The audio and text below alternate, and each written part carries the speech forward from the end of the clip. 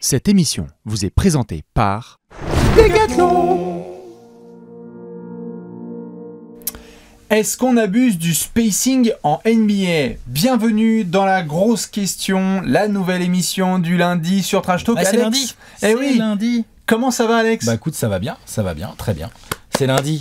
Le meilleur jour de la semaine est enfin de retour. Ouais. Je sais que vous avez eu quelques lundis un peu difficiles. Tout à Ne fait. vous inquiétez pas, on est là. Ça y est, on est revenu, c'est bon. On est de retour avec tous nos jolis tours. Et bien évidemment, avec Léon Salek-Séville, on va vous régaler tous les lundis. Vous attendiez de savoir qu'est-ce qui va se passer. Et bien justement, bienvenue dans la grosse question. Cette saison, Alex, en NBA, et bien chaque lundi, on va prendre une grosse question qui est parfois liée à l'actualité et parfois pas forcément. Grosse question, c'est ça, ça peut être dans l'actu, donc il y a une tendance qui tourne et tout, on va s'interroger dessus. Ça peut être de la grosse question qui traîne depuis tellement d'années qu'à un moment donné, on dit « Oh, On y va.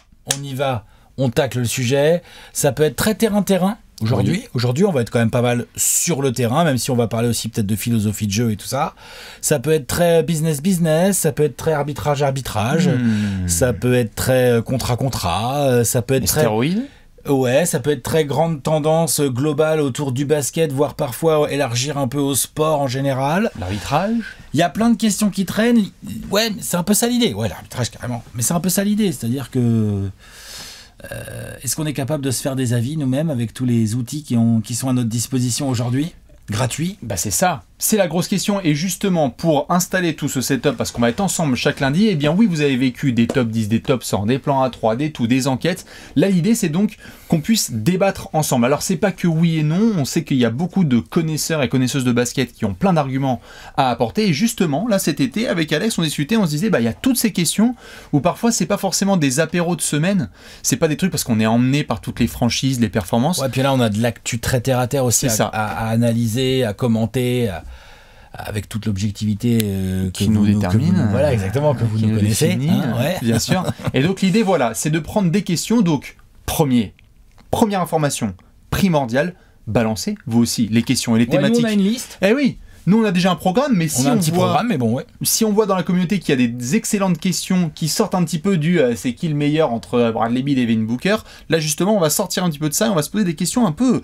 on va se prendre la tête, quoi. On va essayer de se prendre un peu la tête et surtout d'essayer de mettre en avant aussi, parce que à petite perso, je sais que tu es d'accord avec moi là-dessus, nous on trouve qu'il y a parfois une tendance à la facilité, nous-mêmes, hein, on est les premiers Bien en sûr. fait, tu vois, à être Bien là-dedans, alors qu'en fait aujourd'hui c'est génial. Moi, je parle comme un vioc, hein, mais c'est vrai, avant, j'avais pas tout ça à portée de main. Maintenant, on a tellement d'outils, statistiques, des articles à lire. Aujourd'hui, tu peux même aller lire, si tu as envie de te prendre la tête, tu peux lire les tests de mecs qu'on fait à Harvard et tout. C'est dispo, c'est en ligne, tout ça. Enfin, tu vois, sur plein de sujets qui parfois arrivent sur le sport et le basketball. Et donc, c'est assez cool. Aujourd'hui, voilà, on va traiter du spacing, on va traiter du tir à 3 points, sûrement. Ça va parler un peu statistique, mais pas que. Pas que. Donc, bien évidemment, installez-vous et prenez part à tout ça. Comme tu l'as dit, avis. Tout à fait. Comme tu l'as dit, il y a plein d'outils à disposition. Donc, passez-vous aussi entre vous. On va vous en passer parfois des liens qu'on peut utiliser pour se faire notre propre avis. Ouais, je pense qu'en Descro, on va mettre pas mal de liens. Ou en premier commentaire. Des grands liens, ou en premier commentaire, t'as raison, peut-être c'est plus simple. Non, bien sûr. Ou en premier commentaire, ouais, des grands liens qui nous ont servi à forger nos avis déjà. Exactement. Et donc, du coup, avant de rentrer dans le vif du sujet, parce que la question elle est énorme, hein, mais vous le savez, le lundi c'est un classique, on doit faire deux choses, la première le petit point sponsor, et ensuite qu'est-ce qu'on mange en rapidos, parce que ça y est, on reprend toute la saison ensemble, et donc, vous avez vu cette merveille des copains de Decathlon qui sont avec nous encore les lundis, ils étaient là sur le vlog à San Antonio, ils sont aussi avec nous pour toutes les questions, les grosses questions du lundi, ce sont les copains de Decathlon. Decathlon, c'est le modèle Spurs que t'as là, qui est assez joli, enfin si tant est que on aime le rose et le vert, mais franchement, c'est assez joli. C'est une merveille. Assez bien fait. C'est une merveille. Moi, je porte la dernière collection lifestyle de Decathlon, je tiens à le dire. Moi aussi. Donc, comme on parlait de spacing aujourd'hui, je me suis senti obligé de prendre le modèle Bulls avec un petit taureau brodé. Quel joli troll. Un petit taureau brodé sur front gris. Vous me verrez pas souvent habillé en Bulls. Non. Donc, voilà. Mais sincèrement, honnêtement, je le trouve vraiment très réussi. Là, Très joli. Je trouve qu'il fonctionne très bien. C'est doux, c'est prêt à porter, c'est la collection lifestyle. Il y a aussi des futales de jogging. Il y a de tout. Des pants. Ah ouais, bien sûr, il y a la totale. Voilà. La totale. Nouvelle collection lifestyle à retrouver évidemment dans le lien dans la Descro là ce coup-ci. Évidemment classique, les poteaux de Decathlon, ils ont été avec nous depuis longtemps, ils seront là encore un petit bout de temps, donc le lundi c'est chez eux. Le lundi c'est chez eux, évidemment.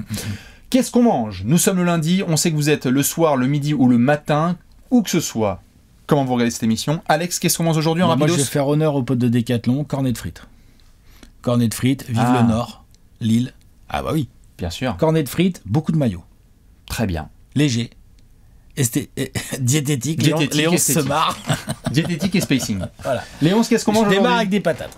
Magnifique. Une butternut coupée en deux, Ah oui, tu mets au four, on a la saison. d'accord, et après tu fais comme pour une quiche Lorraine, tout ça avec un peu de muscade, et tu mets à l'intérieur. et tu Comme fais pour une cuire. quiche Lorraine avec des lardons et tout. Ouais, voilà, Ah. et tu te mets à l'intérieur, tu laisses dorer avec une petite salade, une bonne huile d'olive, là, comme je t'ai montré l'autre jour. La fruitée ou l'autre? Fruitée. La fruitée. Ouais, non, mais l'autre. Ok. Et voilà. Ok. Magnifique. D'accord. Qui dit spacing dit poulet curry, bien évidemment, pour celles et ceux qui aiment ça. On va On est dans parler le de thème, Steph, hein. on Ouais, est dans le thème. Moi, c'est je vais troller tous les lundis, ça va être incroyable. Très très hâte de parler de prospects et de Contramax. Du coup, Alex, entrons dans le vif du sujet. La grosse question de ce lundi, est-ce qu'on abuse du spacing en NBA? On avait discuté un petit peu ensemble de la manière dont on allait aborder cette émission et la construire. Est-ce qu'on ferait pas un petit peu de définition et de poser les bases, j'ai envie de dire sémantique et de définition? En fait, c'est quoi du spacing? Alors, ouais, parce qu'on va avoir plein d'angles à travailler, mais c'est vrai qu'à la base, là, tu vois, j'ai pris là le temps d'aller chercher des définitions et j'ai trouvé plusieurs sites de technico-tactique de basket. Donc, j'avais déjà une petite idée, mais je pense que c'est important de le redire. Donc, quand on parle de spacing, on parle bien de l'espace entre les joueurs en phase d'attaque. C'est-à-dire que quand on est t'as 5 joueurs contre 5 joueurs, quand ton équipe attaque, quel espace tu mets entre les joueurs? Et donc, plus les joueurs peuvent jouer loin du cercle, plus c'est facile de les espacer les uns des autres, plus tu peux avoir un bon spacing bien équilibré entre tes 5 joueurs, plus tu as d'options pour essayer de marquer et pour mettre des systèmes en place, des mouvements et tout. Donc, un bon spacing, le spacing, c'est l'espace entre les joueurs. Un bon spacing, c'est 5 joueurs bien répartis sur le terrain, avec des distances bien équilibrées. Pourquoi on parle de ça aujourd'hui? Parce que, si pour avoir un bon spacing, a priori, il va falloir de la qualité de shoot, et aussi, et on va y venir dans cette émission, évidemment, des mecs capables de driver et d'attaquer le cercle, des mecs capables de couper au bon moment, des mecs capables de faire aussi la bonne passe au bon moment, ça peut être pratique, enfin, plein de choses comme ça. Mais le spacing, c'est ça.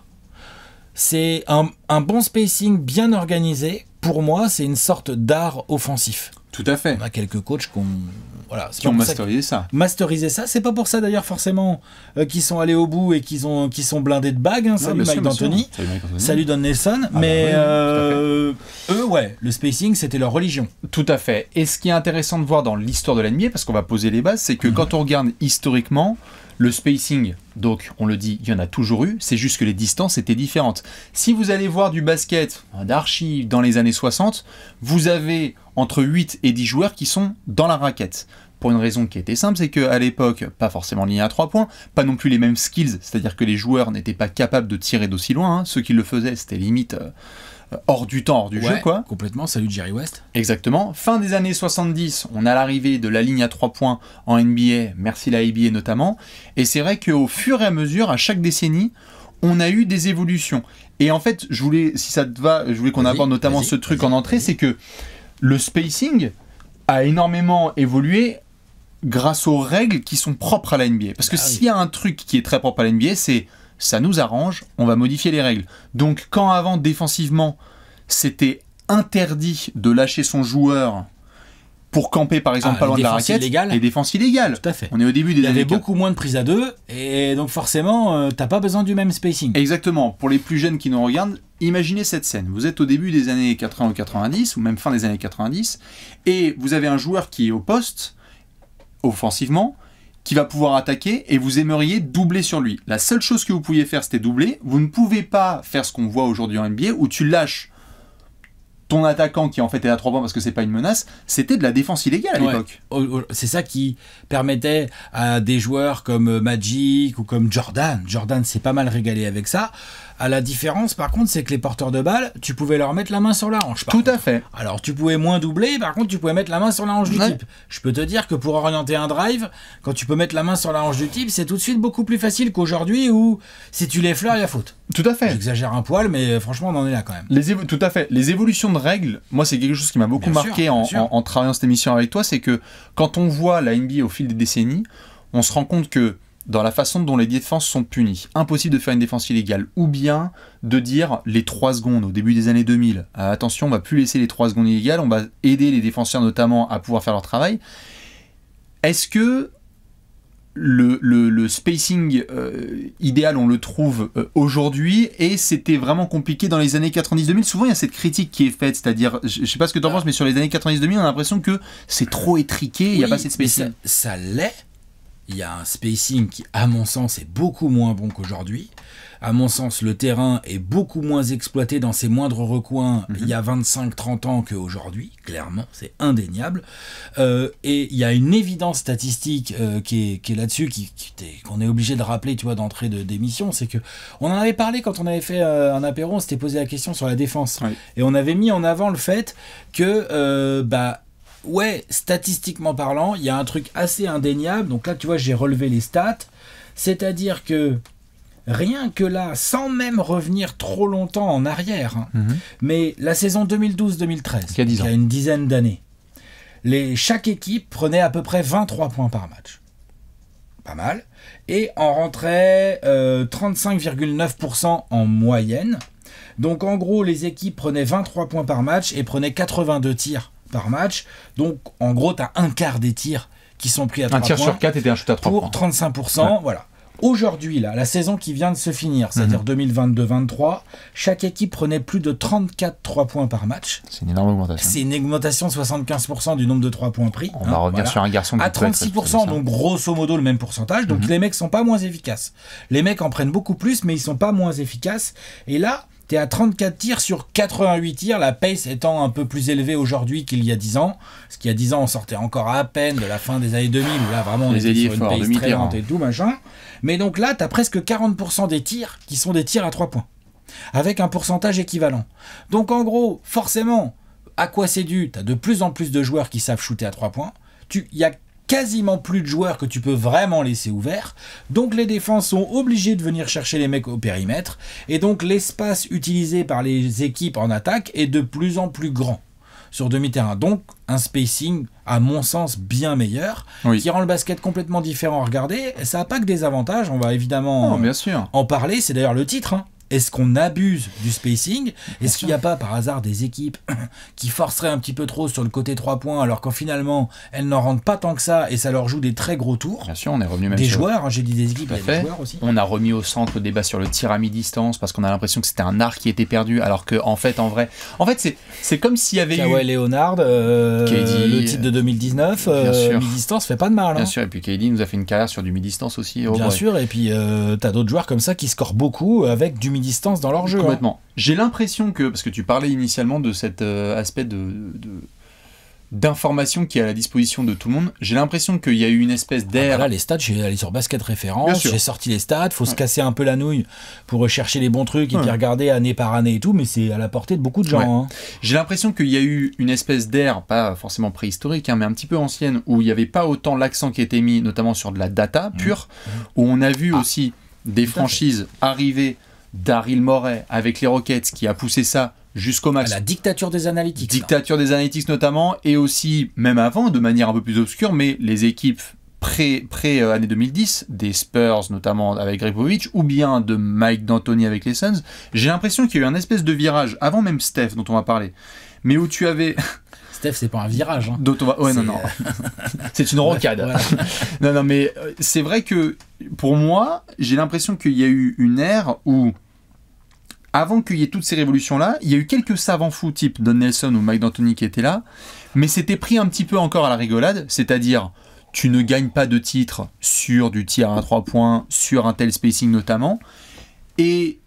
moi, j'ai l'impression que le gros virage vient notamment au début des années 2010, où il y a une espèce de confluence de changement de rôle des joueurs sur le terrain. Eatles, Chris Bosh, où on va reparler des intérieurs. Dirk. Qui gagne un titre alors que c'est un intérieur qui shoot. Tout à fait.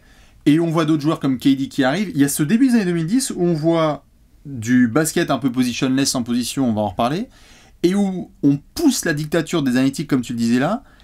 Et là, j'ai l'impression qu'on est rentré dans une nouvelle ère. Mais je sais pas si tu as le même rapport en gros, daté. Pousse à fond, c'est-à-dire qu'on se rend compte que les fameux shoots mid-range, par rapport à ce qu'ils rapportent, c'est-à-dire 2 points et au pourcentage auquel les joueurs sont C'est du capables de les calcul tout simple, réussir, et ben en fait c'est plus intéressant de soit prendre un 3 points, soit d'essayer d'aller au cercle, Oui. où tu as des pourcentages de réussite beaucoup plus grands. Et que donc le spacing rentre en jeu, parce que plus t'obliges les joueurs à sortir, plus a priori il y a d'espace pour essayer de driver. Bien sûr. Plus il y a d'espace aussi pour les gros monstres, et il y en a encore quelques-uns qui sont capables de ou jouer au poste ou d'être complètement inarrêtables en roll, une fois qu'il y a le pick and roll, donc d'être complètement inarrêtables, ou alors on voit aujourd'hui, je sais pas, Joel Embiid, Giannis Antetokounmpo sont des joueurs très compliqués à arrêter dessous. Hein, Giannis, il a même carrément pas de shoot à 3 points. Ça l'empêche pas de foutre 30 points par match. Bien sûr. Donc c'est bien que le 3 points ne fait pas tout. Non, tout à fait. Par contre, il bénéficie du spacing qu'il y a autour de lui. Bien sûr, bien sûr. Brook Lopez, Middleton, aujourd'hui Lillard et tout machin. Mais oui, il y a un côté dictature des analytics, il y a un côté ça dicte des tendances, ça dicte la mode, si j'ose dire ainsi. Oui. Moi, il y a un truc qui m'a marqué là sur le début de saison, c'est bien évidemment, comme tout le monde, j'ai suivi avec attention les débuts de Victor Wembanyama. Et premier tir qu'il prend en NBA. C'est un 3 points. Voilà, c'est un 3 points. Alors que le type fait 2m24 et que c'était pas une si grosse surprise. On savait que son jeu était pas forcément, son jeu d'attaque était pas forcément sous les cercles et qu'il aimait bien avoir la balle, il aimait bien shooter, pull-up et tout. C'était pas une surprise, mais c'est quand même un grand signe. Le mec fait 2m24, il a 19 ans, il est athlétique, il peut aller chercher des ballons sur le toit j'allais dire l'Alamodome, mais c'est pas l'Alamodome. Hein, Le Frostbank Center. Voilà, celui-là. Et pourtant, il prend un 3 points en premier tir. J'ai vu beaucoup de gens sur notamment X, Twitter, dire « Oh, mais c'est quoi ça? C'est relou et tout, nanana, faut le faire jouer dessous, il est grand, il a dû toucher et tout. » Et là, son premier tir, c'est un 3 points, il prend des pull-ups en mid-range et tout, ce qui est vrai qu'il fait ça. Hein. Oui, oui. Il est dans la tendance, en fait. Il a 19 ans. Il y a des stats qui sont là pour le prouver. Même quand tu es très grand, longiligne, avec des capacités athlétiques de fou, bah en fait, savoir shooter de loin, ça va te permettre à toute ton équipe de poser une attaque qui va avoir un meilleur rendement. Complètement. À condition de les mettre. Hein. Et il faut les mettre. Mais c'est intéressant de dire ça parce que du coup, dans la formation des joueurs, on a vu aussi cette évolution-là, qui vient du spacing, qui vient de Steph. On va parler encore une fois de Steph Curry, toute la révolution qu'on a entre 2012 et aujourd'hui, quand on voit... comment les joueurs sont, il y avait le phénomène Lamelo Ball, on le voyait tout jeune qui aurait tiré du milieu du terrain, on se disait qu'est-ce qui va se passer. Moi j'ai le sentiment que beaucoup de joueurs et d'entraîneurs ont vu cette évolution-là et ont vu aussi des situations qu'on a pointées du doigt. La plus récente, qui me vient à l'esprit, c'est peut-être pas la plus récente, mais qui me vient le plus vite à l'esprit, quand on avait eu une série entre notamment Clippers et Jazz, où Rudy était encore là avec Donovan Mitchell, et qu'on avait vu notamment du Tyronn Lue avec les Clippers dire fuck le fait que vous soyez grand et qu'il y ait Rudy Gobert, on va mettre du Terrence Mann, comme ça on va avoir un spacing maximal. On va vous obliger à sortir. On va vous obliger à sortir notamment Rudy, et pour un joueur comme Rudy, qui est formidable sur bien des aspects du jeu, mais qui n'a pas cette menace extérieure à 3 points, ça a créé des situations où des entraîneurs et des joueurs ont vu ça et ont dit moi je veux pas être, c'est pas contre Rudy, c'est Ivica Zubac et c'est d'autres, hein, il y en a plein, mais j'ai l'impression qu'il y en a beaucoup aussi qui se sont dit je peux pas être comme ça, non. Parce que la NBA d'aujourd'hui et de demain, si tu veux être sur le terrain, il faut que tu aies ce skill là. Et tu as même des general managers qui dans cette tendance là, on vient de le voir là très récemment avec Boston. Boston a fait le choix Porzingis en 5. Boston, c'est du fameux 5 out, là tout le monde s'est shooté. Et tu peux jouer en fer à cheval autour de la ligne à 3 points. Williams, hein. Tu peux jouer en fer à cheval autour de la ligne à 3 points sans problème. Sans aucun problème. Avec ton 5 majeur et même quand Orford rentre et tout. C'est des vrais choix marqués qui sont des choix de spacing dus aux 3 points et effectivement au côté volume de 3 points pris qui là a complètement été révolutionné par notamment Steph Curry et tous ses petits frères spirituels que sont Damian Lillard, Trae Young... Enfin, je veux dire... Lamelo, tous. Non, mais voilà, c'est-à-dire qu'aujourd'hui, autant sur les intérieurs, il y en a encore quelques-uns qui vivent sans shoot à 3 points, mais sur les extérieurs, c'est quasiment plus possible, en fait. Il faut que tu aies une gravité maximale. Quel joueur extérieur vraiment est ultra performant et tout sans shoot à 3 points? Il y a DeRozan. Il y a DeRozan et Jimmy Butler qui sont des... C'est vrai que Butler, c'est pas ouf. Jimmy Butler et DeMar DeRozan ne sont pas des spécialistes, sont capables d'en mettre. Tu les laisses shooter presque. Hein. Enfin, je veux dire, tu les laisses.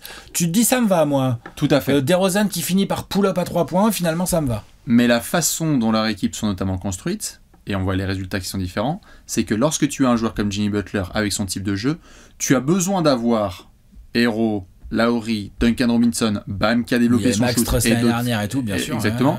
Alors que c'est plus compliqué quand il n'y a pas Lonzo Ball et que tu es obligé d'avoir d'autres gars, d'avoir un joueur comme DeRozan où il n'y a pas ce spacing autour et on a Caruso. fortement critiqué Billy Donovan et compagnie. Ouais. Il veut t'apporter le pull. Voilà. Sur cette révolution tu parlais de dictature analytique, j'ai l'impression que sur la décennie 2010 qui est vraiment l'espèce de Ah bah là, c'est le tremplin, parce j'ai- qu'on a rendu quelques fleurs à Mike D'Antoni qui a été quand même un des savants fous avec Don Nelson à faire ça. On a les We Believe de Don Nelson et les Suns de... Ouais, même le Run TMC de Et le Don Run Nelson, TMC, tout à fait. encore avant. Sur le jump des années 2010, je te demande pas forcément un pourcentage de répartition des responsabilités, mais entre la façon dont Daryl Morey et les Rockets ont poussé ça au maximum et la façon dont Steph, à lui seul, a encore plus poussé le tir extérieur, c'est quel niveau d'influence de Pour moi, chaque pour le pacing? C'est Steph parce que c'est avant déjà, Steph. Oui. Steph, c'est juste avant. Morey ne fait que prendre dans cette tendance juste après. Hein. Et effectivement, tu as raison de parler des Rockets parce que Pour moi, c'est le climax du spacing, c'est les Rockets c'est le climax du de spacing. Harden. En fait, Steph Curry, c'est la révolution du shoot à 3 points. Oui. Et les Rockets, c'est le climax du spacing, de Du tout le monde sait five out, shooter. On ne va faire que shooter, Mike D'Antoni et tout ça. D'ailleurs, sur la saison 2017-18, avec James Harden MVP, ils sont passés vraiment pas loin. Il loupe 27 shoots à 3 points de Ils sont suite. passés pas loin de sortir les Warriors champions, 6 champions en titre, pardon, en finale de conf. Ils sont passés pas loin de les sortir. Oui. Mais en même temps, ils sont passés loin aussi, finalement. Ah oui, bien sûr. Parce que là, j'ai relevé les stats. Tu vois, leur Game 7, je m'en rappelais plus, donc je suis allé voir. C'est quand même Ouais, non. 7 sur 44 à 3 points. C'est-à-dire qu'ok, il y a 27 ratés de suite, mais en plus, ils en ont pris 44. Et c'est là... Il y a encore des matchs aujourd'hui où il n'y a pas 44 tirs à 3 Non, points bien en sûr, tout dans le bien match, quand même. Bien sûr, bien sûr. Et c'est là où, par rapport à cette On abuse. question, quitte à avoir un début de réponse et tu vas me donner le tien, moi je trouve que parfois, je dirais pas qu'on abuse du spacing, parce qu'en fait tu n'abuses pas du spacing par définition, tu veux un spacing de mieux en mieux, meilleur, tu veux que tes joueurs qui ont énormément de skills, Luka Doncic et compagnie, puissent avoir des bonnes lignes de pénétration, donc je crois pas qu'il y ait d'abus de spacing. Par contre, je trouve que le terme est utilisé à toutes les sauces. Ah, ça par contre, oui. Alors qu'en fait, c'est important de parler de la façon dont le pick and roll a évolué. Ou de simples cut backdoor, toutes simples. Tout Bien à joué. fait. Regarde les Nuggets, il y a un bon spacing, mais il y a aussi Jokic en tour de contrôle, en Qui tête en de tour- raquette. Exactement. Et voilà. Donc, c'est pas parfois on met l'étiquette genre c'est bien, c'est aéré, spacing. Je trouve que là-dessus, parfois, c'est un peu trop abusé. Et je trouve que dans la nécessité de spacing, il y a des joueurs qui ont des rôles beaucoup plus importants aujourd'hui en NBA, mais dont les skills ne sont pas aussi développés. C'est-à-dire que je les trouve très spécialistes à 3 points, mais donc ils sont cantonnés à ce rôle-là, et parfois je trouve que ça manque. Ah bah. Il y a des contre-attaques où moi j'avoue, je pète un peu un câble parfois, parce qu'il y a des contre-attaques s'arrête à maintenant 3 points. où ça s'arrête à 3 points. Ah, ça, je suis d'accord. Et c'est pas que je leur en veux, parce que mathématiquement ça s'entend, mais parfois je trouve que c'est un tout petit peu pousser la chose trop loin, et je sais pas ce que t'en penses. Ah bah si, ça je suis d'accord avec toi. Et en plus, tu vois, par exemple, aujourd'hui on voit des types, des profils de joueurs qui à une autre époque auraient eu peut-être plus de mal à se faire leur valeur, mais aujourd'hui, t'es un poste 2 ou un poste 3, tu défends à peu près correct et tu shootes à 38 ou 39% à 3 points, t'es catégorie 3&D et tu peux avoir un bon gros contrat dans plein d'équipes parce qu'en fait, si cette équipe a déjà un ou deux créateurs qui marchent bien et tout, bah en fait, elle a envie de mettre des 3&D autour. Et c'est ce qu'essayent de faire plein d'équipes. On a vu les Lakers essayer de faire ça là, autour de LeBron et d'Anthony Davis. On a vu les Nuggets, c'est aussi pas mal ce qu'ils font autour de Jamal Murray et Niko Jokic. Les Clippers, je sais pas si c'est le meilleur exemple. Les Mavs autour de Luka Doncic, limite, si leur demandent, ils disent Mais bah, c'est nous, les on voudrait Harden bien. Rockets, c'est les On Rockets voud- Harden. Exactement. Et L'époque. ça vient de Daryl Morey et Mike D'Antoni. Ouais, notamment. Faut se rappeler qu'à l'époque, ils défendaient pas si mal, hein, ces Rockets. Hein. Ils avaient plusieurs joueurs qui étaient capables de faire des choses. Bah, PJ Tucker, Notamment, ou bien des sûr. gars comme ça. Et leur vrai problème, et c'est là qu'on peut parler d'abuser du spacing c'est le curseur. et par exemple du tir à 3 points, c'est que notamment sur la finale de conf que je citais, pareil, je suis allé chercher les stats, donc il y a ce Game 7 qui est complètement foiré, mais même en globalité, en fait, à ce petit jeu-là, il faut mettre ces 3 points. Et là, le problème, c'est que sur une série comme ça, les Rockets, 31 et quelques % à 3 points, eh ben c'est pas assez. Et quand tu joues vraiment à fond sur les analytics, il te faut des meilleurs pourcentages.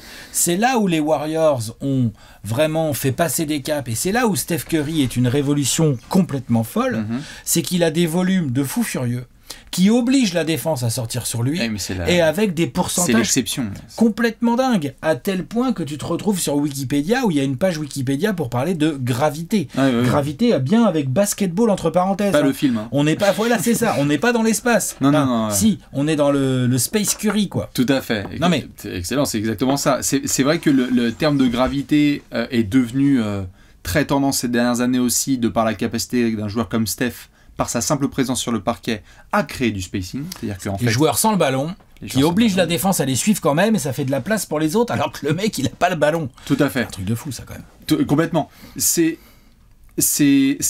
comment placer le curseur, en fait. Parce que vouloir des matchs qu'on voit de plus en plus qui se terminent à 150 points, là on le voit sur ce début de saison, et sur la saison dernière on a des 170, 175, on en discutait, je sais plus, il y a quelques semaines, je crois, je sais plus si c'était avec Léon ou avec d'autres gars de l'équipe, où on se disait genre bientôt il va avoir un match à 80 points. Maintenant mettre 50, 55 points, etc., c'est devenu détente. On vient d'avoir des matchs à 170 contre 170 dans le temps limite réglementaire.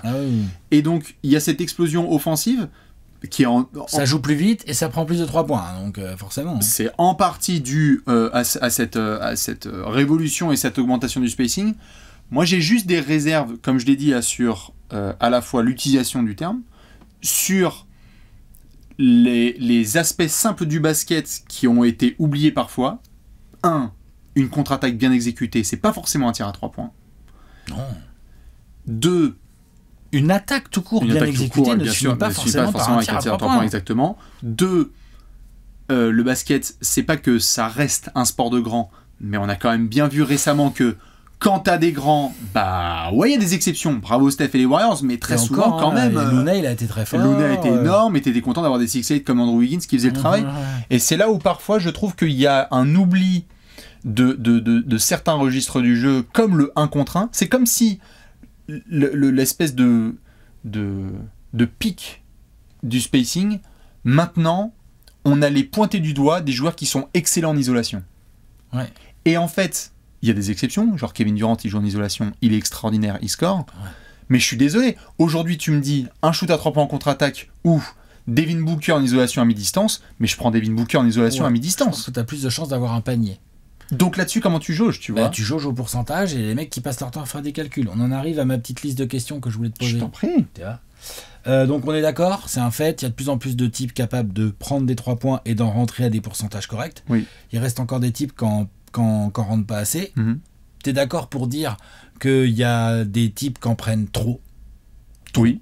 C'est-à-dire que le pourcentage de réussite qu'ils ont depuis plusieurs années ne justifie absolument pas leur volume. D'être à un tel volume. T'es d'accord ? Oui. Genre, je sais pas, on a eu le débat autour d'Anthony Davis, par exemple, tu vois, ou voilà, je prends exprès l'exemple parce que c'est un gros joueur. Je parle pas forcément de role player et tout, tu vois. Quand je vois parfois les pourcentages de Julius Randle aussi, et le nombre qu'il en prend, je suis là, je fais es-tu sûr de vouloir pull-up ? Ou merci Yanis d'avoir enfin accepté que c'était le Shaq des ailiers de notre génération en allant marcher sur tout le monde jusqu'au titre. 3 par match, mais il en prend encore 3 par match, et je comprends l'évolution du skill, mais personne va lui dire t'es injouable sur le parquet parce que tu shootes pas à 3 points, personne. Non. Donc je suis d'accord. Il y a un peu trop de tu sais pas shooter, donc en fait t'es pas sur le terrain. En fait, il y a des joueurs qui, parce qu'ils ne savent pas shooter et qu'ils n'ont pas forcément développé d'autres skills offensives, deviennent du coup des points faibles offensifs pour des équipes. C'est pas le cas évidemment d'un Giannis ou d'un Anthony Davis, évidemment. Eux, ils peuvent pénaliser leur équipe si vraiment ils s'entêtent trop à shooter de loin au lieu d'aller faire jouer leur qualité près du cercle. Mais bon, donc il y a des joueurs qui prennent trop 3 points, il y a de plus en plus de joueurs capables d'en mettre. Pour toi, à partir de quel pourcentage de réussite à peu près, un joueur, faut forcément le respecter? C'est-à-dire... t'es à 36%. Combien? T'es à 36%. Ouais, je suis d'accord. Non? 36, 37, t'es obligé de respecter. En dessous, je pense que le calcul commence à être un peu limite, un peu border. Et en dessous de 34, pour moi, allez, en dessous de 33, on va dire... En dessous de 33%, je pense que bientôt, tu vois, il y a des mecs où on se dit, putain, ils le laissent shooter LeBron. Bah ouais. Bah ouais, il arrête pas d'être à 1 sur 8, alors il en prend trop, et bah ouais, il y a des défenses qui vont commencer à les surter parce qu'elles préfèrent ça plutôt que de le voir traverser, driver, et donc du coup libérer les camps. Enfin, tu vois. Tout à fait. C'est pour ça que je parle de 36%, c'est que par exemple, on a pointé du doigt, une petite pensée pour Lonzo Ball, on a pointé du doigt le début de carrière de Lonzo Ball, on se disait il n'y a pas cette menace-là, et donc impossible d'avoir un réel spacing avec lui, #Rajon Rondo, on se demandait si ça allait être dans ce sens-là, parce qu'il n'y avait pas trop cette capacité. Il a bossé, il a passé pour moi ce cap, et donc c'est devenu une menace que tu ne peux pas laisser seul. Et donc dans son évolution, c'était formidable. Et d'ailleurs, tout le monde se rejoignait pour dire Lonzo maintenant est un joueur formidable. Ouais, par rapport à des Ben Simmons ou des Rajon Rondo de l'époque, ou des gars comme ça, bien sûr. Donc moi, dépasser 36%, j'ai l'impression que c'est déjà très bien. Au-delà du pourcentage, c'est le volume. C'est-à-dire 36%. Moi, j'ai pas de problème à voir, genre par exemple Jokic, il est extraordinaire globalement. Au shoot à 3 points, j'ai pas besoin qu'il soit à 47%. Pourtant, il l'est. Enfin, je sais pas combien il est, j'exagère. Je sais pas si tu as les chiffres là, par exemple, mais un Nikola Jokic, parce qu'il est ces dernières saisons à entre 36 et 40%, tu es dans l'obligation de le respecter. Mais je crois pas qu'il en prenne 8 par match, tu vois. Non, Jokic, non, bien sûr que non. Jokic, par exemple, là, au moment où on tourne cette vidéo, il est plutôt autour de 4 paniers à 3 points pris par match et à 39%. Bon. C'est propre. C'est très propre, mais c'est suffisant. Je veux dire, c'est pas son point fort. Enfin, oui. C'est pas là où il insiste. Et donc, pour un Nico, par exemple, on n'aurait pas forcément envie qu'il dégaine davantage. Non. Mais son simple pourcentage sur son volume, puisque tu poses la question, fait que tu es obligé de le respecter. Et l'excellent spacing des Nuggets autour de Niko Jokic fait qu'on retrouve plein de situations où Niko Jokic se retrouve en tête de raquette ou en train d'enfoncer un joueur au poste, et il n'y a qu'un seul joueur sur lui. Et aujourd'hui, à 3, 4, 5 mètres du panier, défendre Nikola Jokic en 1 contre 1, ce n'est pas possible. Non. Voilà. Non, c'est vrai. Personne n'y arrive. Personne n'y arrive. Est-ce que tu peux gagner un titre NBA en 2024 et années à venir sans avoir un spacing au moins premium? Non. C'est devenu une condition sine qua non. Ouais. Par contre, il faut trouver le bon dosage. Et on a pris l'exemple des Rockets de Mike D'Antoni là-dedans. C'est qu'ils ont été très forts, ils ont fait des régulières de fous furieux. Ils sont morts avec leurs idées. Quelque part, on peut respecter, tu vois. Mais force est de constater qu'ils ont eu beau être très forts. Ils ont eu beau proposer des performances incroyables, avoir un James Harden de fou, Capella, il y a eu Chris Paul à côté de James Harden à cette époque-là, qui lui aussi était encore un shooter très sérieux et tout. Ils n'ont pas réussi à aller au bout. Parce qu'il y a eu un moment où ils ont abusé de ce système Mike D'Antoni, de ce soi-disant spacing, sans vraiment trop réussir à faire autre chose. Ouais. Et ils se sont retrouvés dans un entonnoir dans lequel les Warriors les ont laissés aller. Et on oublie trop souvent que les Warriors, si c'est une équipe qui prend beaucoup de 3 points, les Warriors, c'est aussi... Steph Curry va au cercle. Draymond Green est un briseur de défense. Ils arrivent à nourrir, à l'époque, ils avaient par exemple Bogut ou des gars comme ça. Ils arrivaient à les nourrir un peu et tout, et à trouver. Et Klay Thompson était aussi un joueur qui pouvait couper, backdoor, jouer vite en contre-attaque. Donc en fait, sous couvert de très bons spacing avec plein de 3 points, ces Warriors-là ont trouvé un curseur qui leur permettait d'avoir juste le niveau de variété qu'il faut. On a failli atteindre un espèce de climax, je crois on en parlait juste avant le début de l'émission avec Léon, sur le shoot à 4 points. Oula. Mais non, mais je suis obligé de mettre le sujet sur la table parce qu'on parle de spacing en fait. C'est qu'il y a eu un moment aussi où côté NBA, je pense que ça, j'ai l'impression, tu me dis, mais j'ai l'impression que ça a été une rumeur, mais rien de plus. Mais j'ai l'impression qu'à un moment, quand ils ont vu cette espèce d'explosion offensive, des ratings, notamment du shoot à 3 points, et de ce que ça crée aussi comme image, parce que je veux dire, désolé pour le sex appeal du basketball, mais aux yeux de monsieur et madame tout le monde, je parle pas de nous les gens qui vont se farcir des matchs à 7h du matin, mais aux yeux de monsieur et madame tout le monde, le basket plus sexy, c'est pas le basket forcément des années 90, c'est plus le basket des années 2010. C'est vrai. Pour une question de mouvement, vitesse de jeu, mouvement de balle et de jeu spectaculaire. Donc c'est beaucoup plus ouais, tout à fait. C'est beaucoup plus spectaculaire de mettre un shoot de 10 mètres que de mettre un hook au poste. Ça c'est pas photo. Par contre, ça vaut juste un point de plus, mais les pourcentages après on peut débattre. Mais donc le shoot à 4 points, c'est pas un truc qui va revenir, j'ai l'impression, je sais pas si c'est mais qui va revenir, je pense, côté NBA. À un moment, j'y ai vraiment cru. Ouais. moi, Vu je comment me suis dit, tiens, ils sont capables d'aller dans ce délire. Maintenant, là, avec les évolutions récentes, j'y crois pas. Je pense que ça serait même pas une bonne idée. Je pense pas que ça serait quelque chose qui bonifierait le jeu. Ça pousserait les mecs à shooter d'encore de loin, d'encore plus loin et tout. Moi, je pense que l'avenir, il est un peu dans les tendances récentes qu'on a vues. C'est-à-dire des profils de joueurs un peu nouveaux qui explosent en NBA. C'est-à-dire que maintenant, il va falloir savoir extrêmement bien défendre la ligne à 3 points. Et quand je dis la ligne à 3 points, c'est de 7,25 m jusqu'à 8,50 m, hein, tu vois ce que je veux dire, genre l'espace à 3 points, qu'il va toujours y avoir des joueurs très gros scoreurs qui seront en mid-range, ça porte bien son nom, c'est un peu au milieu dans cette zone grise, très compliqué à gérer pour les défenses, parce qu'en fait ça oblige soit les intérieurs à sortir, soit les extérieurs à être restés devant l'écran, à ne pas drop, mais c'est très compliqué en fait à défendre, on le sait. C'est pour ça que Durant score autant de points, c'est pour ça que Chris Paul a vécu là-dessus aussi longtemps, que Booker est dans le délire, mine de rien, Tatum il y va aussi, hein, attention, hein, Tatum il rigole pas du tout à mi-distance, Doncic, très fort aussi à mi-distance, on n'en parle jamais parce qu'il prend beaucoup de 3 points, mais en fait, dans tous les points qu'il va chercher, il y a beaucoup de des shoots en déséquilibre, et je viens de chercher à 4 mètres, 5 mètres et tout. Ça laisse beaucoup plus de place, donc du coup les gros dominants, les Embiid, les Jokic, les gros intérieurs comme ça, les Anthony Davis deviennent de plus en plus compliqués à défendre près du cercle, parce que soit tu viens les doubler, mais tu laisses peut-être un shooter à 3 points, soit tu les laisses en 1 contre 1, mais j'en parlais tout à l'heure, en 1 contre 1, ces types-là font des massacres, donc ça va être intéressant de voir comment les défenses vont évoluer. J'ai une stat à te filer. Lors de la saison 22-23, là, parce que j'ai pris les saisons entières, on est trop court, on est en début de saison, t'as 5 équipes qui ont cantonné leurs adversaires directs sur la saison, hein, à moins de 35% à 3 points. 5 équipes qui ont réussi à faire ça. T'as les Pélicans, bon, ok, défense extérieure, Herb Jones, Brandon Ingram, tout très sérieux, c'est pas si surprenant. Et après, t'as Lakers Nuggets, c'est un peu la finale de conf à l'ouest, hein, d'accord. Et après, t'as Celtics Sixers. Donc en gros, les équipes qui ont réussi à bien cantonner leurs adversaires sous les 35% à 3 points, bah dis donc, c'est marrant, elles ont fait des résultats. Mais bien sûr, mais bien sûr. Mais oh là là, quelle surprise. Quelle surprise. De toute façon, là, on parle d'ailleurs, c'est assez intéressant, on parle d'attaque depuis tout à l'heure. Mais oui, c'est pour ça que je mets un peu le sujet de défense sur le terrain. Ce n'est pas du handball. Et ce que je veux dire par là, c'est que c'est pas dès que tu as marqué un panier, tu peux sortir et faire rentrer Daniel Narcisse, parce que sinon ça se saurait. D'où les 3&D. D'où les 3&D, et d'où des line-up de spacing offensif, mais qui te permettent aussi de survivre défensivement, parce que c'est de l'autre côté aussi. Est-ce que tu encaisses ?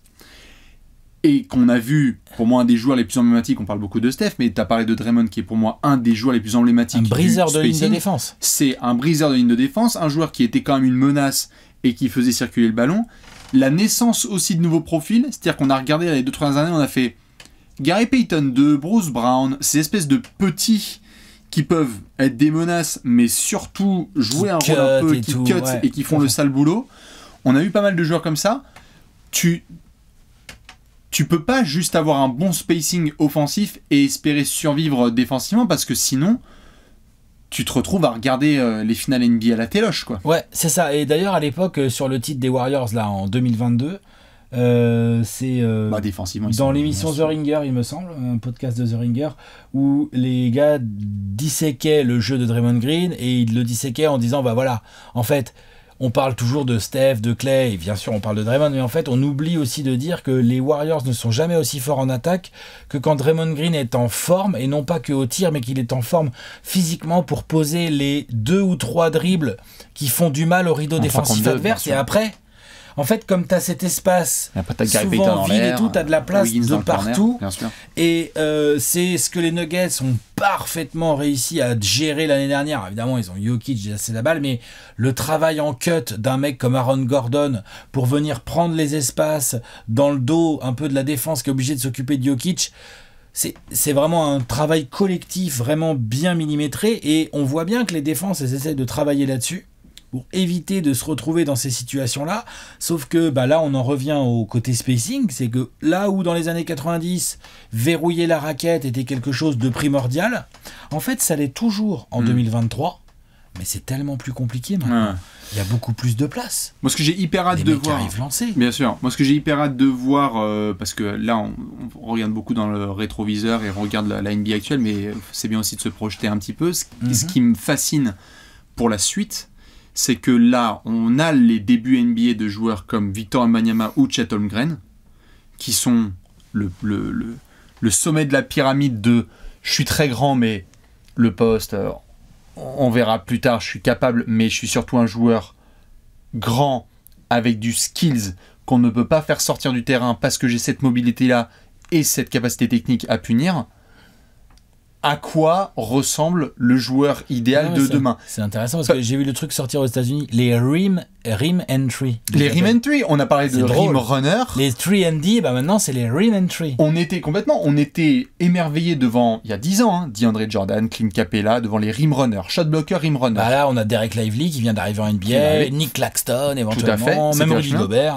Mais le haut du panier, c'est Jokic et Embiid qui sont capables de sanctionner à 3 points, mais aussi proches du panier et d'avoir cette vision du jeu. Là, il y a le jeu de passe et tout. Jokic et Embiid, c'est des fous furieux. Hein. Mais t'as envie que des Wemby et des Holmgren soient dans cette veine-là. Et donc, on va peut-être aussi avoir de plus en plus d'intérieurs, ou en tout cas de joueurs de taille très grande, qui en fait vont casser à la fois les règles du jeu, et là où moi ça me fait peur, potentiellement les dimensions du parquet. Parce que j'ai l'impression, plus le jeu avance, et quand on voit l'évolution du ça va spacing, être trop petit le terrain. je me permets une hot take, j'ai l'impression qu'on va, dans les prochaines années, se retrouver dans une situation où on va se dire, le parquet fait les mêmes dimensions qu'en 1960, les joueurs désormais ils font les joueurs grandissent. Ils sont plus grands. Les joueurs grandissent. Ils sont plus grands, puis ils sautent plus haut. Enfin, la géométrie les gens sont... Est-ce que dans ce cas-là, ils vont pas nous reculer la ligne à 3 points ? Alors, justement, j'y viens. La géométrie du basket est en train d'être complètement révolutionnée par ce qui se passe avec des joueurs comme Wemby, Chet, etc. Et même Jokic et Embiid, tu vois des gars, tu te dis qu'est-ce qui se passe. Même Kevin Durant est à la base de beaucoup de jeux qui sont cassés. Ah bah, je te confirme. Je serais pas étonné qu'on se retrouve dans une situation par la suite où la NBA se dit notamment, vu qu'on est en capacité de changer toutes les règles, on ne peut pas garder le même terrain que dans les années 80 et 70. Ça n'a pas de sens. Et donc du coup, voyons si on doit... Il y a déjà eu des rumeurs où il fallait reculer la ligne de fond. Où ils voulaient que les joueurs puissent passer encore plus en ligne de fond. Ah, donc plus long le plus terrain. Long. Plus le terrain encore plus long. Où il fallait encore plus élargir le terrain parce que quand tu te retrouves dans le corner, aujourd'hui les mecs ils font du 67 et donc ils peuvent pas, ils sont en touche là. Tous les 2 soirs, il y a un mec qui a le talon qui est en touche et c'est comme ça. Est-ce que, je suis un peu savant fou à la Simon, mais est-ce que tu penses que c'est quelque chose sur lequel on pourrait aller prochainement, c'est-à-dire la NBA a toujours su se réinventer pour essayer de coller à l'évolution de ses joueurs. Est-ce qu'on n'est pas à l'aube aussi d'une situation où la géométrie du terrain va être cassée par tout ce spacing et les profils de joueurs qui arrivent? C'est possible. Franchement, le côté, il y a bien eu la raquette qui a été modifiée et tout. Modifier, autant la ligne à 4 points, j'ai du mal à y croire, autant modifier les dimensions du terrain de 1 mètre de large, 1 mètre de long ou 1 mètre 50 ou quoi, moi j'y crois parce que ça serait dans l'air du temps et ça suivrait l'évolution physique des joueurs et l'évolution technique aussi. C'est-à-dire que du coup c'est l'occasion de reculer un petit peu la ligne à 3 points. Donc t'as des joueurs, ça va bien les faire chier parce qu'ils avaient leurs petites habitudes dans le corner. T'en as d'autres, ils vont dire bon bah c'est d'accord, pas de problème en fait. Bon, allons-y. Et du coup tu rendras plus dur. Par contre, tu modifieras encore l'aspect spacing. Oui. Et est-ce que ça pourrait pas être une ouverture pour les futurs gros joueurs matrices? Il peut y avoir des profils à la Chet Holmgren, à la Victor Wembanyama et tout. Il pourrait y avoir aussi des joueurs qui, vu que le terrain grandit encore, on dit ouais, spacing, shoot et tout, mais tu vas donner aussi encore plus de possibilités à des joueurs à la Ja Morant façon mobilette qui vont extrêmement vite avec du handle de malade, de la vitesse. Il sera encore plus dur de les empêcher d'aller au cercle puisque là il y aura encore plus d'espace à couvrir et qu'en fait bah là les aides viendront d'encore plus loin donc seront forcément un peu plus en retard et quand t'es en retard sur Ja Morant merci, au revoir. T'es dans le top 10. T'es sur YouTube là, c'est ça. Non mais et je dis Ja Morant mais en fait ça marche avec un mec comme Luka qui est beaucoup moins rapide mais qui est tout aussi efficace et ça marche avec Jimmy Butler, ça marche avec plein de mecs en fait, attention. Anthony Edwards, si tu lui donnes un terrain de 1,50 m plus large, je sais pas s'il va prendre tellement plus de 3 points, par contre je pense que vraiment il va aller plus au cercle. Et ça peut être vachement intéressant. Bien sûr, je sais pas si la NBA ira de sitôt, mais je voulais déjà l'aborder parce que je pense que c'est un truc qu'on va sortir en extrait dans quelques années et se dire on en a parlé ici en prime. Je serais vraiment pas étonné, mais c'est dans l'intérêt aussi de la Ligue. C'est-à-dire que toute cette question-là autour du spacing qu'on se pose aujourd'hui, c'est que les audiences sont au max, les profils des joueurs sont au max, on aime bien ces actions à 3 points. Et quand je dis on, c'est d'une manière générale le public. Donc, c'est pas une insulte quoi de vouloir plus de spacing. Non. On a dit qu'il fallait placer le curseur, mais c'est normal aussi qu'on en veuille plus parce que tu vends plus aussi le jeu. Et pourtant, parmi les joueurs les plus médiatisés aujourd'hui, et des joueurs, quand je dis médiatisés, c'est à juste titre, hein. On a parlé d'Yanis. Pour le coup, on peut pas dire que ça soit le roi du spacing. Tu vois un mec comme Zion aujourd'hui, même s'il est un trop blessé et tout, mais il est très spectaculaire et je suis sûr qu'il fait venir des fans. Bien sûr. Enfin, moi, je paye pour voir Zion Williamson jouer au basket, personnellement. Le spacing, Zion, c'est pas sa grande spécialité. Est-ce que ce sont juste des exceptions, ces types-là, parce que leur profil physique et leur QI, leur façon de jouer au basket fait que c'est eux les exceptions, en fait? C'est des exceptions athlétiques. Et donc, à partir du moment où tu es une exception athlétique, on le voit notamment avec Wemby, avec d'autres trucs, tu casses la façon dont le jeu est joué. Ouais, je comprends. Et les autres qui sont des athlètes, des très beaux athlètes, juste qu'ils sont humains. Mais qui sont juste humains, eux, ils sont obligés de rentrer un petit peu plus dans le rang du spacing. Tout à fait. C'est comme ça que tu vois les choses. Ouais. Et LeBron, tu le mets où? LeBron, tu le mets où? Coche toutes les cases. LeBron. La case du 3 points, il n'est pas si fort que ça au pourcentage. Non, mais on parlait de 36. Après, il est capable d'en mettre. Et quand il se rapproche de ces pourcentages-là, LeBron, je sais pas si tu les as, t'es obligé de le respecter. Moi, j'en ai une dernière de petites questions parce qu'on a beaucoup pris le prisme NBA notamment. Et je sais que parfois, il y a un très gros océan qui sépare l'Europe de nos amis américains et donc du type de jeu qu'on observe.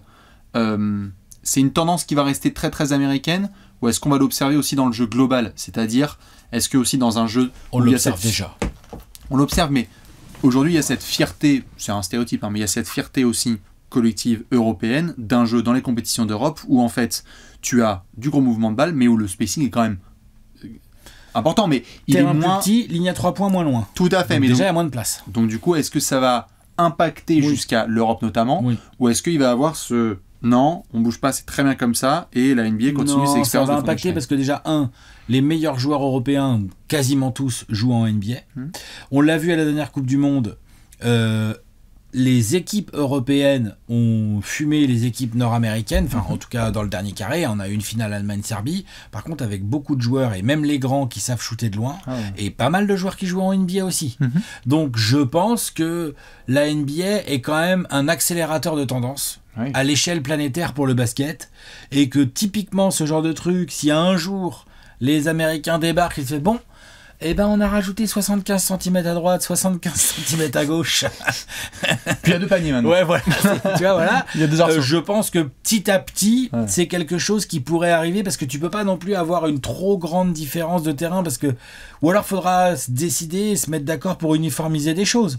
Je pense que moi, ça pourrait déteindre sur l'Europe, En tout cas sur le basket FIBA. Pour finir, en tout cas, je suis obligé de poser la question à Alex et à vous la poser à vous. C'est la grosse question, puisqu'on a bien débattu maintenant. Est-ce qu'on abuse du spacing en NBA ou non, selon toi? Moi, je pense que oui. Je pense que... Et pourtant, je suis un gros défenseur du jeu actuel, par rapport au jeu des années 90 que j'ai connu, archi-kiffé et tout. Mais quand tu compares le jeu, moi, le jeu des années 90... en fait, il y a certains profils de joueurs des années 90 qui me manquent et que j'adorerais voir, comme je le dis souvent, lui, dans la NBA actuelle, tout ça. Mais... le pépère. Je pense que c'est une histoire aussi de cycle. Et que la dictature des analytics qui amène comme ça vers le spacing va continuer, mais n'emmènera pas forcément dorénavant vers le spacing. Je pense que tu vas avoir des joueurs drive, très malins, provocateurs de fautes, qui seront capables de profiter justement de tous les espaces et qui vont développer des styles de jeu différents. J'ai cité Ja Morant, il y a eu par exemple Derrick Rose, il y a eu John Wall, tout ce genre de profil, on en a tous les ans qui arrivent. Scoot Anderson, là, les débuts sont compliqués, mais il est normalement censé être dans ce genre de profil. Je pense que ça va continuer, je pense que le mid-range n'est pas mort, beaucoup d'équipes sont allées loin ces dernières années avec des gros scoreurs en mid-range. Donc oui, je pense qu'on abuse trop du spacing, je dis bien le mot abuser, c'est-à-dire que je pense qu'il y a des équipes qui gagneraient à avoir un bon spacing, mais à en abuser un peu moins et à parfois accepter que le jeu se resserre pour jouer sur leur force. J'entends. Parce qu'en fait, finalement, leurs 2 meilleurs joueurs, c'est peut-être pas des super shooters à 3 points, ou Miami le fait très bien. Miami n'abuse pas du spacing. Alors ça leur joue des tours, parfois en attaque. En revanche, ça leur permet d'avoir un style de jeu bien marqué et quand même, qu'on le veuille ou non, de faire des sacrées performances. Tout à fait. Tu vois ? Moi, j'avoue que par rapport à la grosse question, j'ai pas envie de faire une réponse de Normand non plus, mais tu vois, là, faut dire oui ou non. Là, il faut dire oui ou non. Moi, je pense que non. Non, mais tu peux faire un oui, mais. Non. Je vais dire non. Parce que je pense qu'il reste encore une marge de fous furieux qui là vont vraiment en abuser. Je pense qu'il y a une très nette évolution qu'on a bien expliquée, mais que là on est, si tu répètes les chiffres, on est à 40% des tirs à 3 points. Ouais, à peu près 40% des tirs qui sont pris à 3 points, un peu moins. Ouais. Je te promets que je vais m'inquiéter quand on atteint les 50. Bon, prépare-toi, c'est pour bientôt. Ben oui, mais là à ce moment-là, je vais te dire qu'on en abuse. Si un shoot sur 2 au basketball est un tir à 3 points, je vais dire les gars, rappelez-vous que la balle faut qu'elle soit à l'arceau. Ok, il y a une évolution technique, mais ce serait bien de se rapprocher du cercle. Et donc là, je pense que oui, mais en l'état, je trouve que ça va, c'est encore abordable. Et que surtout, ça permet un jeu offensif qui n'a jamais été aussi efficace en NBA. Ah bah non. On le voit. Et donc du coup, non, allons-y. Mais qui va atteindre des limites. Les défenses vont s'adapter, ça va atteindre des limites. Et puis à un moment aussi, on copie ceux qui gagnent. Et donc tu copies ceux qui gagnent. On vient de vivre une Dynasty Warriors. Et donc c'était notamment basé là-dessus. Et on verra si tu as, je sais pas, je dis n'importe quoi, hein, avec Victor Wembanyama, 3 titres qui sont emportés parce qu'ils avaient 2 tours de malade avec des mecs très grands et très mobiles. Et ben on se posera la grosse question à lundi et on dira, est-ce qu'aujourd'hui tu peux gagner sans tour jumelle ? Ouais, et puis tu vois, je me suis amusé. Je pense pas qu'on en abuse aujourd'hui. Non, je suis d'accord. Et puis en plus, je me suis amusé là, tu vois, à regarder parmi les gros scoreurs qu'on a aujourd'hui en NBA, combien de tirs à 3 points sur leur volume de tir global, combien il y a de tirs à 3 points. Bah en fait, bon, alors, évidemment, t'as Curry. Curry, lui, il 2 prend, tirs sur 3. Grosso modo, 18 tirs, il en met 9, donc il est un peu plus de 50%, et il y a 12. Pardon, sur ces 17 tirs,7 par match qu'il prend depuis le début de sa carrière, il y en a 9 à 3 points. Ouais, voilà, c'est la moitié. Donc il prend la moitié de ses tirs à 3 points, sauf que lui, il en met 43%. Donc lui, ça va. Voilà. Si quelqu'un se rapproche de son ratio... Luka, pour l'instant, à aujourd'hui, il prend 40% de ses tirs à 3 points, d'accord ? Il en met que 34%. Hein. Donc après, il a d'autres qualités et tout, machin et tout, mais tu vois, c'est un vrai questionnement. Harden, j'ai pris que depuis la saison 2012-2013. J'ai estimé que les saisons d'avant, c'est un peu compliqué. Ouais. À partir de Houston, ok, il s'est mis à prendre 19 tirs par match. C'est une moyenne. Hein. Il y a eu des saisons où c'était bien plus haut que ça. Il prend 46% de ces tirs-là. Il les prend à 3 points. Il en met que 36%. Il est juste à ta limite. C'est ce qui fait que... KD ne prend qu'un quart de ses tirs à 3 points. Ouais. Après, lui, il en prend moins que Kawhi. Kawhi prend plus de tirs en proportion. Et celui qui en prend le moins parmi les gros scoreurs de ces dernières années, c'est DeMar DeRozan, qui prend même pas 10% de ses tirs de loin derrière l'arc, et lui aussi ça lui a joué des tours. Mais on voit bien que tu peux être un très gros scoreur, très prolifique, dans la durée, et tenir encore aujourd'hui, sans prendre la moitié de tes tirs de loin. C'est possible, et je pense que c'est des tendances que d'autres joueurs vont essayer de reproduire dans l'avenir. Eh bien on va suivre tout ça.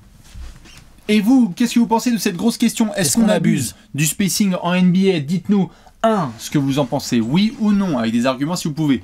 Deuxièmement, on vous invite à balancer vos propres questions, parce qu'on va revenir tous les lundis. Là, c'était un peu la première, pour essayer de poser les bases. Lundi prochain, on reviendra avec une autre grosse question. On va vous régaler tous les lundis de la saison à venir. N'hésitez pas, comme d'hab, comme on l'a dit dans la Descro, à aller voir les copains de Decathlon. Et on vous souhaite une très bonne semaine. Bisous. À lundi prochain. Ciao. Ciao. Ciao, ciao.